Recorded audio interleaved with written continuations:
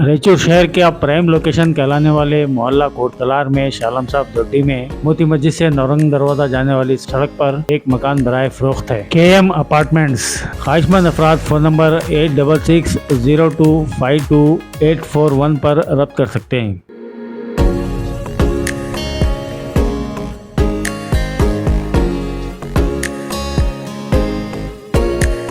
नाज़रीन आदाब, Avon TV में आप तमाम का खैर मकदम। रायचूर शहर के ग्रीन फंक्शन हॉल में आज federation of Karnataka lorry owners association का शानदार प्रोग्राम मुनक़िद किया गया। दरअसल ये programme 35th annual general body meeting के सिलसिले में मुनक़िद किया गया था, जिसमें रियासत भर के मुख्तलिफ अजला के लॉरी ओनर्स ने शिरकत की। इसमें कुछ अहम बातें भी रखी गई, जिसमें लॉरी ओनर्स के मसाइल को भी उजागर किया गया। साथ ही साथ हुकूमत से जो मुतालबात करना है उस सिलसिले में भी गुफ्तगू की गई। इस अजीमुशान प्रोग्राम में federation of Karnataka lorry owners association Bangalore के honorary president B Channa Reddy, president C Naveen Reddy के अलावा रियासत भर के जुम्मेदारान, जिनमें गैबू साहब होनियाल हुबली, सुरेश सिग्नाल गंगावती, नारायण प्रसाद चामराजनगर, रामस्वामी रेड्डी बैंगलोर, मुनि कृष्णा बैंगलोर, चंद्रशेखर KS बैंगलोर, मुद्दू हन्मेगौड़ा बैंगलोर, कमलेश M बैंगलोर, राजेश गौड़ा बैंगलोर, सिद्धेश गौड़ा बैंगलोर, पवन कुमार बैंगलोर, गौरी गौड़ा बैंगलोर, फैयास बैंगलोर, राघवेंद्र हुलिकोटी गदग, ख्वाजा मोइनुद्दीन मुल्ला हुबली,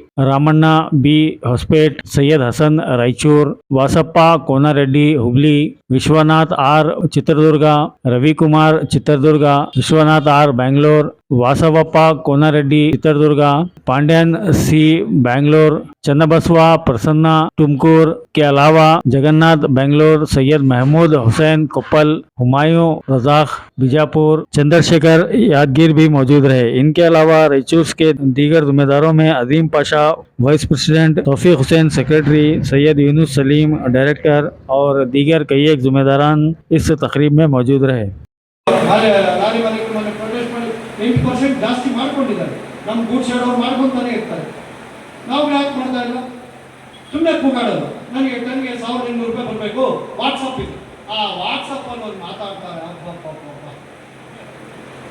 ನರೇಂದ್ರ ಮೋದಿ ಏನಾದ್ರು ಓದ್ಬಿಟ್ರೆ ಹೇಳಕ್ಕ ಬರೀ ವಾಟ್ಸಪ್, ಗಾಡಿ ನಿಲ್ಸಲ್ಲ, ಕಳ್ಳಂತನ ಗಾಡಿ ಓಡಿಸ್ತಾ ಇರ್ತೀವಿ, ಇಲ್ಲಿ ವಾಟ್ಸಪ್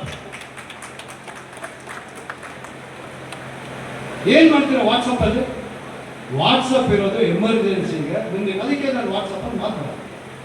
ಒಂದೊಂದು ಬನ್ನಿ, ನಾನು ಏನ್ ಮಾಡೋದು ಬೆಳೀತೀನಿ, ನೀವು ಮಾಡೋದು ಬೆಳೀತೀರಾ? 3 ದಿವಸ ನಿಲ್ಲಿಸಿ ಇಡೀ ಸ್ಟೇಟ್ ಅಲ್ಲ ಹೋಗ್ತೀನಿ, ಈ ಭಾಗ ಆ ಭಾಗ ಯಾವ ಭಾಗ ಇಲ್ಲ ರೀ, ನಾರ್ಯವ್ರು ಬಂದಾಗ ಒಂದೇ, ಸುಮ್ಮನೆ 2 ಬಳಿಗ 3 ಬಳಿಗ ಮಾತಾಡ್ತಾರೆ। ನಾನು ಎಲ್ಲಾ ಬಳಿಗೆ ಬಂದು ಇದ್ದೀನಿ, ನನಗೆ ನಾರ್ಯವ್ರು ಬಲಿಯಲ್ಲ ಅಷ್ಟೇ। ಓ ನೀವು ಅಲ್ಲಿ ಕೂತ್ಕೊ, ಯಾವ ಹೇಳಿದ್ರು ಕೂತ್ಕೊಳ್ಳೋಣ, ಯಾರು ಹೇಳಿದ್ರು? ನಾನು ಹೇಳಿದ್ರು, ನಾನು ನ್ಯಾಯಕ್ಕೆ ಹೋರಾಡ್ತೀನಿ ಅಷ್ಟೇ, ನಾನು ದುಡ್ಡು ಮುಟ್ಟಲ್ಲ, ನ್ಯಾಯಕ್ಕೆ ಹೋರಾಡ್ತೀನಿ ಅಷ್ಟೇ। ಓಪನ್ ಸ್ಪೀಚಲ್ಲಿ ಹೇಳ್ತಾರೆ, ನಾನು ದುಡ್ಡು ಮುಟ್ಟಲ್ಲ, ನ್ಯಾಯಕ್ಕೆ ಹೋರಾಡ್ತೀನಿ। ನಿಮಗೆ ಏನಕ್ಕೆ ಇಷ್ಟು ತಿಳುವಳಿಕೆ ಕೊಡಬೇಕು? ಇವಾಗ ರೋಡಲ್ಲಿ ಏನು ನಡೀತಾ ಇದೆ, ಒಬ್ಬ ಪೊಲೀಸ್ ಸ್ಟೇಷನ್ಗೆ ಹೋದ್ರೆ ಏನೇನಾಗುತ್ತೆ? ಅಟ್ಲೀಸ್ಟ್ ಜಿಲ್ಲೆಗಳಲ್ಲಿ ಏನು ಖುಷಿಯಾಗಿದೆ ಅಂದರೆ ಧೈರ್ಯವಾಗಿ ಹೋಗಿ FIR ಕೇಳ್ತಾರೆ, ಕೇಳಿ FIR, ಪೊಲೀಸವ್ರು ಅಲ್ಲ ಹೋಗ್ತಾರೆ। ಆಕ್ಸಿಡೆಂಟ್ ಆದರೆ FIR ಕೇಳಿ, ಯಾಕೆ ಇನ್ಶೂರೆನ್ಸ್ ಕಟ್ಟಿಲ್ವಾ? ಏನು 2-3 ದಿವಸದಲ್ಲಿ ಏನಾಗ್ತದೆ? ಏನು 50,000 1 ಲಕ್ಷ ಸಂಪಾದನೆ ಮಾಡ್ಬಿಡ್ತಾರೆ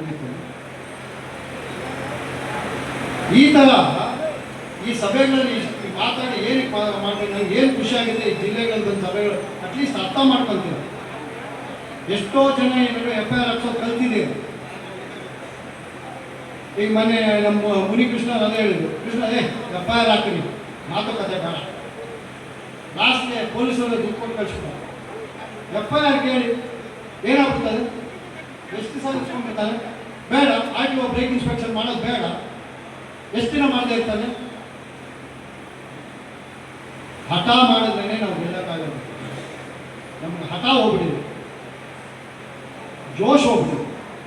ಅಯ್ಯೋ ನೋಡಿಲ್ಲ 500 ನೋಡಿದ 10,000 ಲಾರಿದ್ರೆ ಇನ್ನೇನಾಗುತ್ತೆ? ಅದು ಒಪ್ಕೊಳ್ಳೋಕೆ ರೆಡಿ ಇಲ್ಲ ನಾವು, ಸುಮ್ಮನೆ ವಾಟ್ಸಪ್ಪಲ್ಲಿ ಮಾತಾಡೋದು। ಏನ್ರಿ ಟನ್ನಿ ಜಾಸ್ತಿ ಮಾಡಿ ನೀವು ಮಾಡ್ಕೊಳ್ಳೋದ್ರಿ, ನಾವಲ್ಲ.